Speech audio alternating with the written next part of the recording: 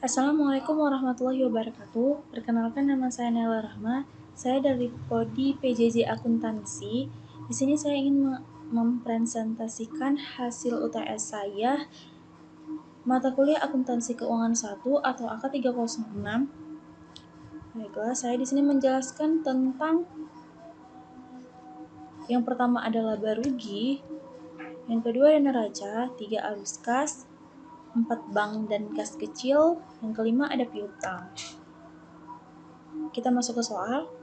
Tuan Tatang Hadi membuka usaha jasa duit pariwisata Mina Bahari pada bulan September 2011.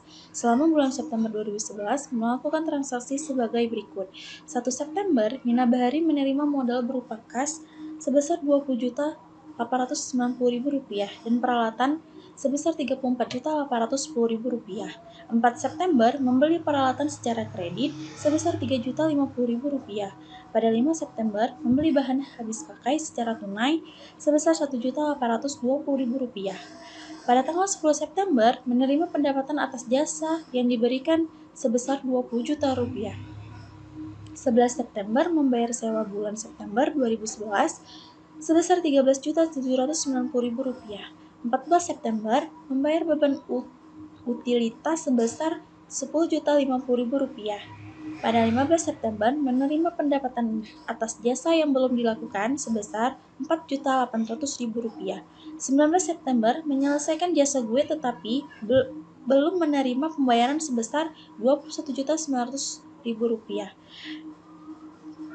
22 September, Tuan Tatang mengambil uang perusahaan untuk kepentingan pribadi sebesar Rp2.500.000. 23 September, menerima pendapatan atas jasa yang diberikan sebesar Rp29.550.000. 25 September, membayar beban lain-lain sebesar Rp2.260.000. Dan 27 September, membayar gaji karyawan sebesar Rp38.210.000. Kita masuk ke laba rugi.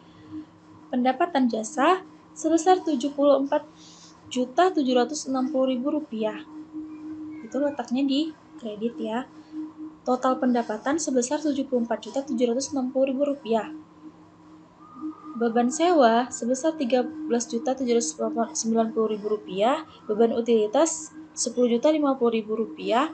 Beban gaji Rp38.685.000. Beban lain-lain sebesar Rp2.260.000. Beban bahan habis pakai sebesar Rp1.520.000.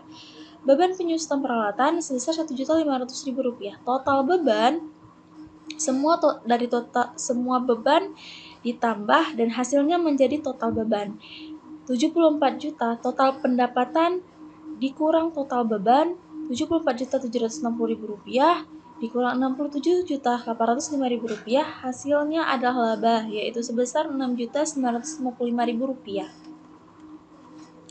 Kita masuk ke neraca. Di sini ada aset lancar, kasnya sebesar Rp6.610.000, piutang usahanya sebesar Rp24.210.000, beban habis pakai sebesar Rp300.000. Kas, piutang usaha, dan beban itu semuanya ditambah dan hasilnya adalah total aset lancar sebesar Rp31.120.000.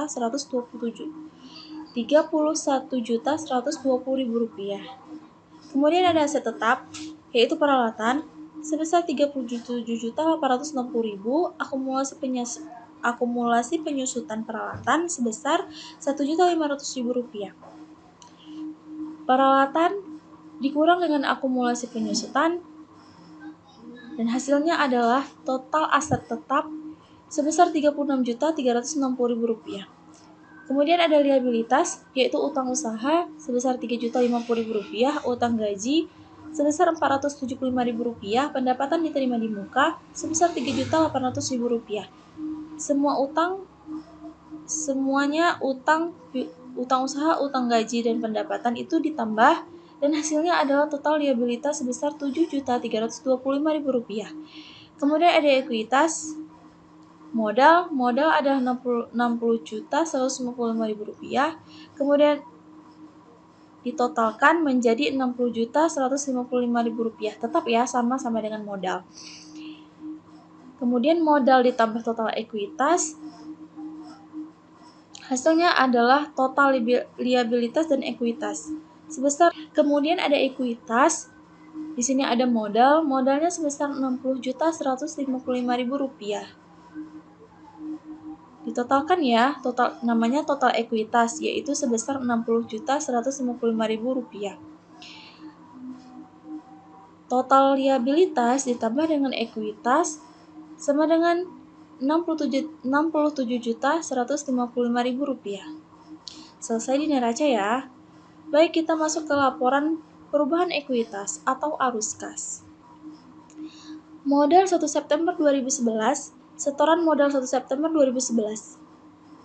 Laba bersih bulan September sebesar Rp6.955.000. Di sini ada prive sebesar Rp2.500.000. Lalu 955.000 dikurang 2.500.000 sama dengan Rp4.455.000. Rp55.700.000 ditambah dengan Rp4.455.000, hasilnya adalah modal, yaitu Rp60.155.000. Baik, kita selesai di arus kas, kita masuk ke piutang. Piutang di tanggal 19 September adalah pendapatan jasa. Rp21.900.000 berada di debit. Dan saldonya berada di debit juga ya, sebesar Rp21.900.000. Baik, kita masuk ke petty cash atau kas kecil. Di sini ada soal lagi. Yang pertama, soal baru ya. Yang pertama, ada tanggal 1 September, CV Leslar menyelenggarakan kas kecil untuk pengeluaran dalam jumlah kecil. Kas tersebut mulai dibuka pada tanggal 1 September 2019 dengan menerima uang sebanyak Rp3 juta dari kas. Pada tanggal 2 September dibeli materai sebesar Rp320.000 atau suplai kantor. 7 September dibayar rekening listrik sebesar Rp340.000 dan air sebesar Rp220.000. Pada tanggal 12 September dibayar biaya iklan pada harian Kompas sebesar Rp200.000. Pada tanggal 14 September dana kas kecil dianggap terlalu besar, maka dipakai sebesar Rp500.000. 18 September dibayar beban angkut pembelian sebesar Rp225.000. Pada tanggal 22 September dibayar biaya telepon sebesar Rp400.000. 26 September dibeli perlengkapan kantor sebesar Rp725.000. 28 September dibayar untuk pengobatan karyawan yang sakit sebesar Rp175.000 atau biaya rupa-rupa. Pada tanggal 30 September yang pertama dibayar biaya angkut barang sebesar Rp130.000. Pada tanggal 30 September yang kedua, dana kas kecil diisi kembali. Keterangan yaitu kas kecil masuk ke debit sebesar Rp3 juta. Kemudian kasnya di kredit Rp3 juta. Yang kedua ada beban suplai kantor masuk di debit sebesar Rp320.000. Beban kas kecil masuk di kredit sebesar Rp320.000. Beban listrik masuk ke debit sebesar Rp340.000. Kemudian ada beban air masuk di debit sebesar Rp220.000. Beban air masuk ke debit sebesar Rp220.000. Tanggal 12 ada beban iklan harian Kompas masuk ke debit sebesar Rp200.000. Dan ada kas kecil masuk ke kredit sebesar Rp560.000. Pada tanggal 14 September ada kas sebesar Rp500.000 masuk ke debit dan ada kas kecil masuk ke kredit sebesar Rp500.000. Tanggal 15 ada kas kecil masuk ke debit sebesar Rp1.080.000 dan kemudian ada kas masuk ke kredit sebesar Rp1.080.000. Tanggal 18 ada biaya angkut pembelian sebesar Rp225.000 masuk ke debit.